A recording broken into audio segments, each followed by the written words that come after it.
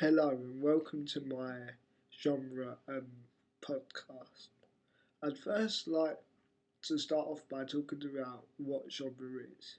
Well, there are many different types of genres, ranging from like subgenres and main genres. There's also hybrid genres, which combines several different types of genres to make uh, a genre out. Um, well, there are also many different types of genres like action.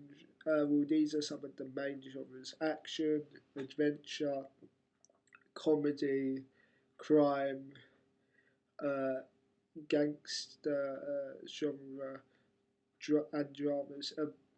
There's also other genres like epics, horror, musicals, science, fiction, war, westerns, biopics, which is a subgenre of epics, chick flips, detective, and mystery.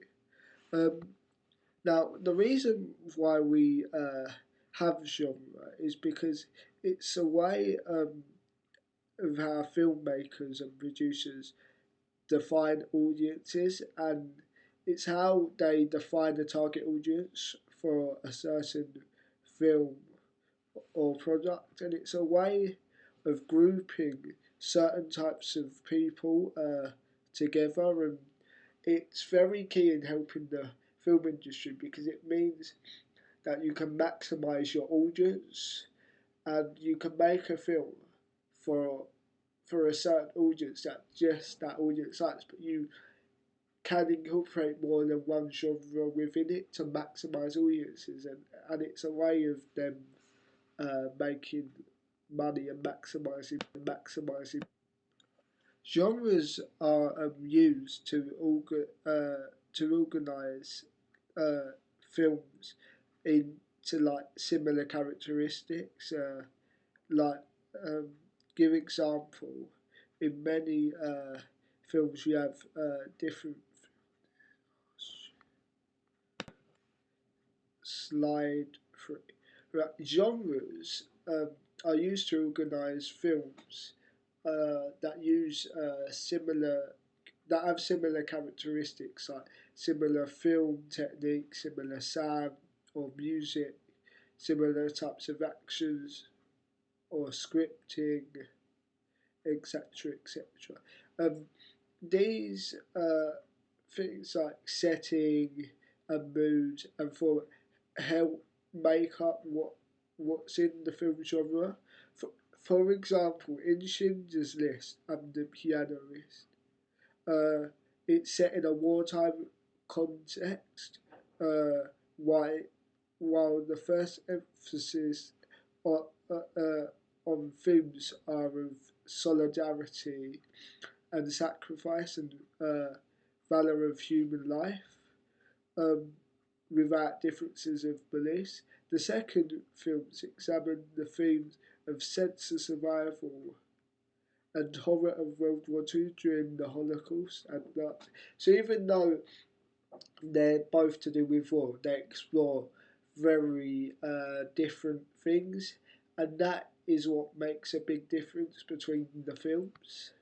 And you also get that in many genres where they're in the same genre, but they explore different themes, they have a different mood or setting throughout the whole film. Slide 4. Genre is used by audiences and producers in two different ways. It is used by audiences to find the film they like so they don't go and waste their money on any old film. For example, if a person particularly likes an action film and they like a look for a new action film, give example James Bond like Skyfall and that. So they will go um, and see they will go and see that new film if it's to do with an action because it's an action film instead of say if there was a new film out which was like some rom com like Love Actually, that is how they know like whether the film's gonna be a waste or not. So genre is very helpful. It's also used by producers because um, genres are very good at maximizing audience, thus maximizing profits. And the way they do this is by making a thing called hybrid genres, so they can target audience from two or maybe even three different genres. So, so the more audience they get, the more profit. Genres also help producers limit risks when making films because they can specifically make a film for a genre that they already know that there's an audience for. Give example with a rom-com, that's comedy and romance. And they know there's already an audience for that because there are a lot of filmmakers out there that like films like that, so they're gonna go and see it. So it's not a risk, and they can guarantee that they will make money from it. Genres are identified by genre conventions. There are a number of conventions using genres such as locations, props, characters, costume, sound, cinematography, narratives, and themes. These are all very important, and I'm about to explain why. Well, in terms of location in epic films, they are often very vast and expensive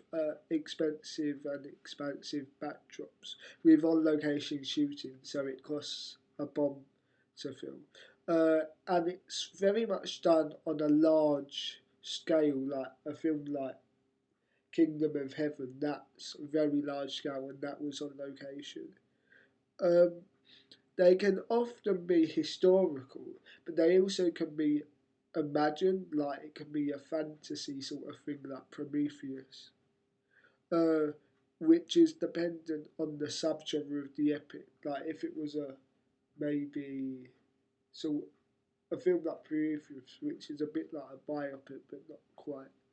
Um, Also, for example, you've got like war epics, mythical epics, science fiction epics, historical epics, and animation epics. They all require massive, fast backdrops to film on, and they're very big budgets. But like in the times in like the 1900s, a lot of the locations were set based, like the 300 Spartans, which was the 1962 version. But now most of them, it's like CGI based, like King Arthur. So it's a mix of CGI combined with on location shooting, which really does get the best quality picture. Props are also very important. They are often things that would be used in that time period from that the film was set in. For example, there might be props like weapons, like swords or spears, or like bowls if it's like in some little village, and like some sort of chairs, maybe a broom, and like a bucket. Uh, and over the years, props in epic films haven't really changed over time. They've mainly stayed the same. For example, in a medieval epic like 300 Spartans or some, well, like King Arthur, um, they are still, when they were made in the 1950s, like when you look at one made in the 1950s compared to one made in like the 21st century, there wouldn't be much difference in props and parts. Sorry, Kieran. Are you going to be here over break? Yeah, from when you compare films from like the 1950s compared to the 21st century, there wouldn't be much different in props apart from maybe that there's a lot more props used because you would have probably quite a few more extras, and the props might be more complicated in design, and they're probably more realistic. Like they've spent more time on it to decorate them and really make them look professional. Slide 8, characters. Well, characters are also another example of a convention in the epic genre that hasn't really changed much over time, because there is still like some sort of, I guess you could say, a hunky hero with his friendly companions, like in Conan the Barbarian with Arnold Schwarzenegger. And they're like by his side to help him out through the tough situation. And there's like some evil minion like that Queen from Conan the Barbarian with lots of evil minions. Um, Even epics that aren't biopics, they still have a good character with their companions that is portrayed in a good light. They may not be some superhero or some evil minion, but characters in epics are still based around some sort of historic uh, figure. Like, give example, you've got films that are adapted that are based on like William Wallace, but it's not William Wallace. They've just based the character on him. Costumes, well, slide 9. Costumes in epics have changed slightly over time, but not a big deal. The only main difference is that costumes that were used in some of the earlier epics, like in the 1930s and 50s, they weren't as expensive and as lavish as the costumes used today. That is obviously to do with things like budget and technology and things like that.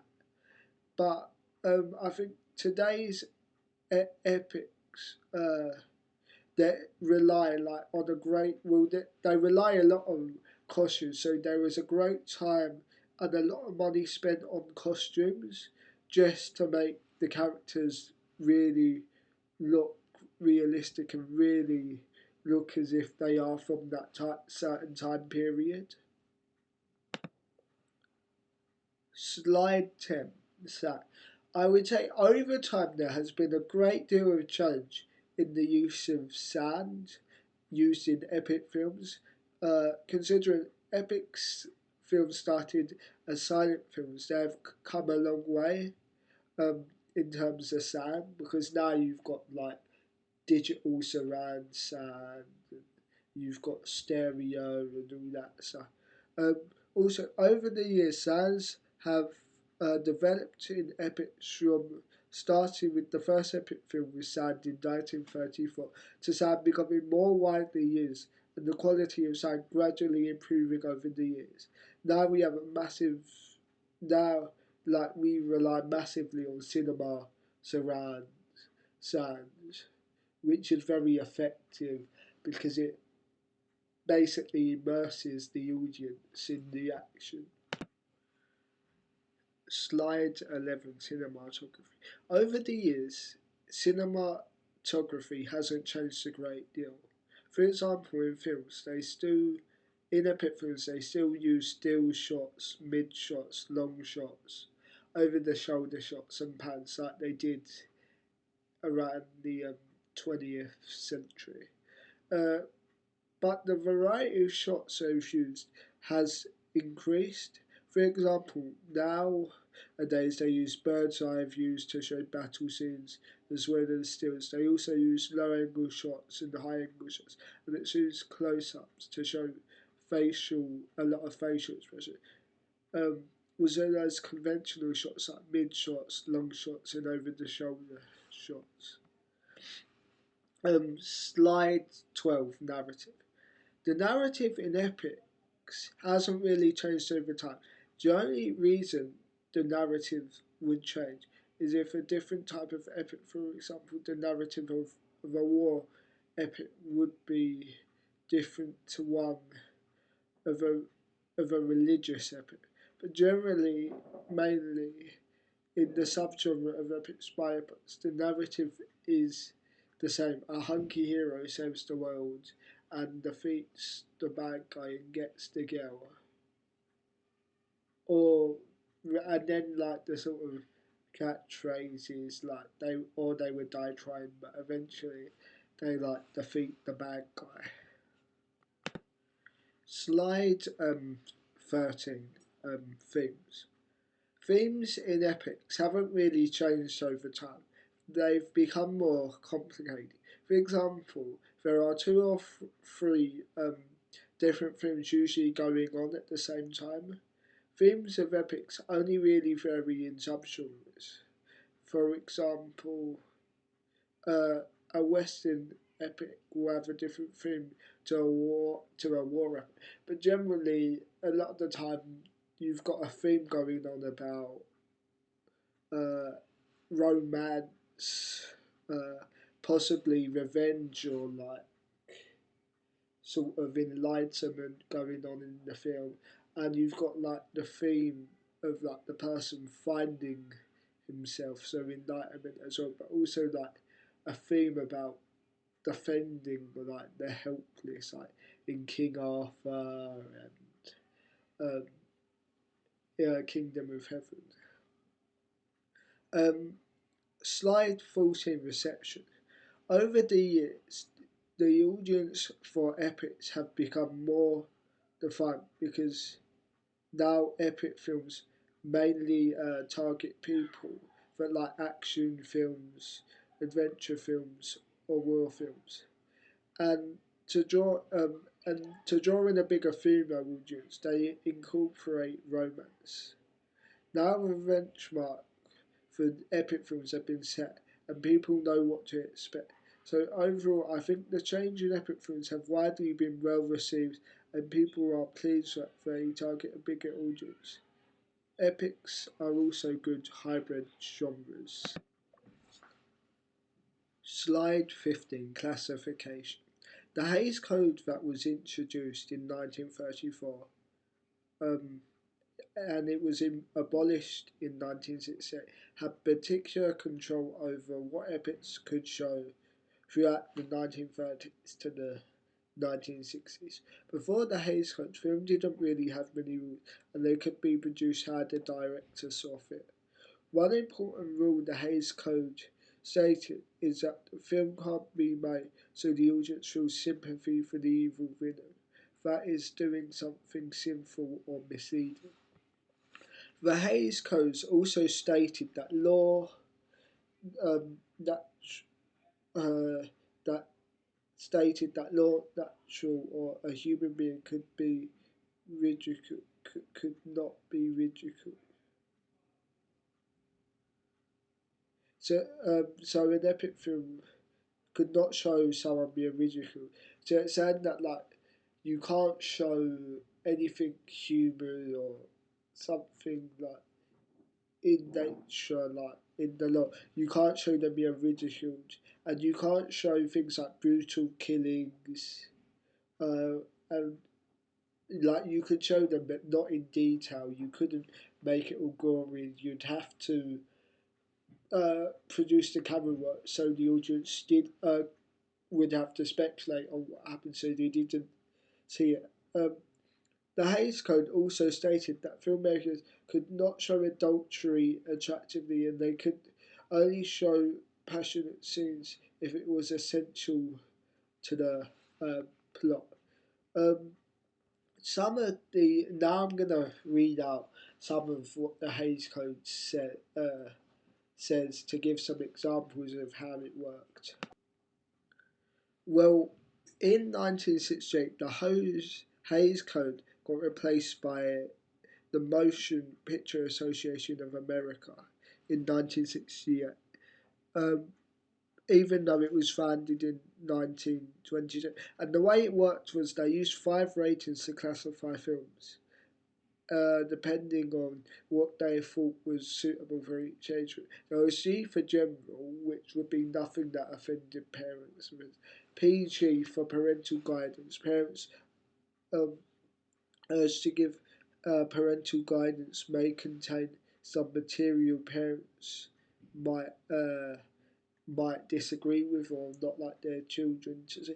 Then there's parents guidance for 13 plus, where parents, which is worse than a PG, but obviously if their children are older than 13 and that, then they can watch it. But it's also to do with they advise them only to watch it with a parent. Then there's R for restricted, contains some adult material. where parents are urged to learn more about the film before taking a young child to see. Or there's NC to 17 for no children under 17 admitted. So no children, no matter what, under 17 can watch the film. Or there's NR for not rated. A movie either not classified by the MPAA or it's just unrated. Slide 17. Changes in society. Epic films have changed over the years because of changes in society, and people's tastes have changed over time. Over the years, epic films have increased in the amount of action shown in them, and also, I would say, probably violence as well. There has also been an increase in the amount of biopics made, because it is one of the audience's favourite subgenre of epics, as it's very action-packed, with a hint of adventure and romance. The plot nowadays are not as in-depth, but there is a noticeable plot, and it is not that hard to follow the story. Slide 18, cycle of genre. Film theorist Christian Metz proposed that genre passes through 4 stages in its cinematic life. Experimental films, which they use the key elements that become the defining conventions of the genre. Then there's iconography, narrative structure, music. Classical, the films that best exemplify the conventions of the genre. Then you've got parody, the genre expectations, generative humour. Then you've got the deconstruction element of the genre where things begin to change and the genre begins to essentially break down. Right. Slide 19. Critical approaches, which is about audience reception and defining audiences and about narrative and things. In order to market an audience for a specific genre, you first need to know whether there will be an audience for the genre. Then you need to work out what particular audience like certain traits or conventions of the genre and how best to target them, which in my case is epic films. The way an audience is defined is through the use of demographics and psychographics. Demographics are characteristics such as someone's class, age, religion, gender, ethnicity, or location, which can all affect what sort of films people like. For example, females may not like the epic genre because it contains too much violence and action and not enough romance. Or a mother might not watch a particular film like Kingdom of Heaven because it offends their religion, or it could do. Psychographics are traits or characteristics based on your lifestyle choices. The groups include mainstreamers, reformers, aspirers, and succeeders. Typically, in terms of the epic genre, the main one that watch epic films are mainstreamers.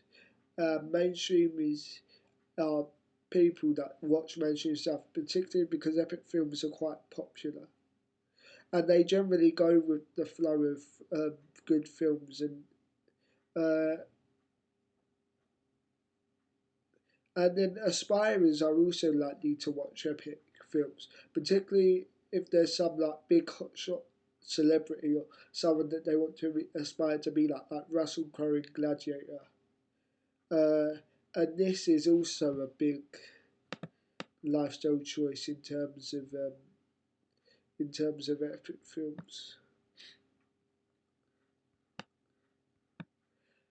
Qualitative research plays a major role in defining audiences for a specific genre, whether it be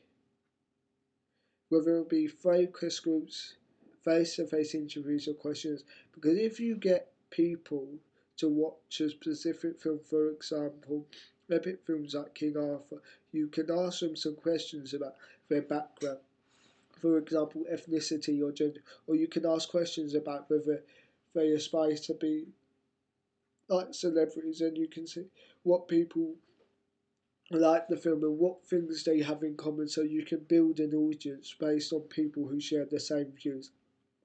Focus groups may also be held to find information about the audience, which is where you ask a group of people some series of questions on what they think about the film, whether it's positive or negative.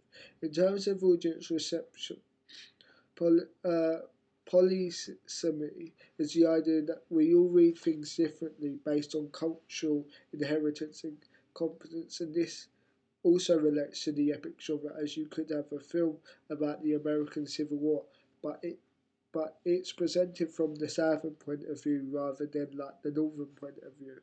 So some people in the northern America might not agree with the film, what the film is suggesting or how the film ends, which can lead to people having uh, oppositional having an oppositional read, which is where they disagree with what's being shown and conveyed, and they have a negative impact towards the film. However, if someone watched it and they were from the South, then they would probably have a preferred reading where they mostly agree with what the film is conveying, and they would think the film is good in most cases, which the epic genre they tend to follow the. So that's to do with the different regions. Also, in terms of narrative, with the epic genre, they tend to follow the classic Hollywood narrative, which is a theory developed by Russian film theorist Togorov, where there is a clear beginning, middle, and end, and the events are all linear, so um, they're not they're all in chronological order. And at the start of the narrative, you generally have a status quo, which is like like the normality, and it's like equilibrium. Everything is fine, and then a problem starts to develop, um, and it arises. So that leads on to the next stage where like quests begin, or there a goal to solve the problem, and there's like obviously some sort of obstacles in their way, which is disruption. Then the narrative moves on to the next stage where the quest has been achieved and the problem is so you reach equilibrium again, but with a new status quo, as things have changed over the course of the film. Some audience theories, such as the cultivation theory, can be applied to the epic genre, as it says, can be applied to the epic genre, as it talks about how the media can affect people's views and opinion on the world. Um, and over time, it can have a bigger effect in terms of the more media that they consume. Uh, for, However, these views that they see in these films may be false or wrong. For example, if they saw a film that shows Germany as being a hero for fighting against the capitalist West, then that would affect people's views in a false way, as the country is not a hero, but rather it's genocide. Um, There's also another theory called the desensitization theory, which can be applied to the epic story because it talks about how the amount of violence people see in the media can affect the view of violence, and that might deem it reasonable or positive to fight lots of people at one time by yourself. So when people see a lot of violence in the epic genre, they might think it's okay to do these things and go around and doing these things. But of course it's wrong and it's evil and you shouldn't do all that fighting. And it's if they see and something bad happens, they might try and be like the hero from the movie who's really muscly and strong and who can fight five guys, and then they can end up getting seriously hurt. And so it's totally desensitizes them from what's real. Where in the film the person just gets a scratch, the hero, and a few little cuts. Where if someone really tried it, they could end up in hospital. Thanks a lot for listening to my genre presentation. I hope you enjoyed it. I'm sorry it was very long.